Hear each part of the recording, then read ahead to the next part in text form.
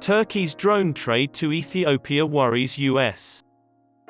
In the wake of Turkey's supply of armed drones to Ethiopia, the United States has expressed concern over indications that the Ethiopian government has deployed the weaponry to combat rebels. A senior Western diplomat has expressed deep humanitarian concerns about the transactions, which potentially violate US weapons export prohibitions to the Ethiopian capital, Addis Ababa. The year-long battle between Ethiopia's government and northern Tigray's leadership has killed thousands of people and uprooted millions. State Department spokesperson Jeffrey Feltman expressed concerns about the deployment of armed drones in Ethiopia and the potential for civilian damage during a recent visit, according to a State Department statement. According to a Turkish official, Washington expressed its displeasure at a few meetings, but the Ethiopian military and administration did not reply to specific demands for response.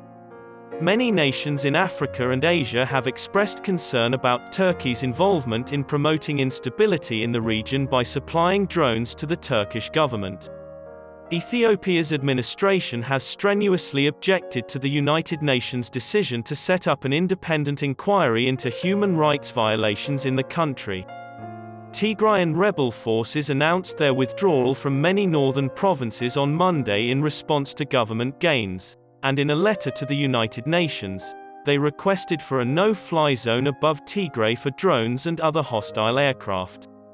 In May, the US State Department restricted shipments of military equipment to Ethiopia. President Trump approved penalties in September on anyone who are directly or indirectly responsible for harming stability or escalating the conflict in Syria, but no such action is expected to be taken against Turkey.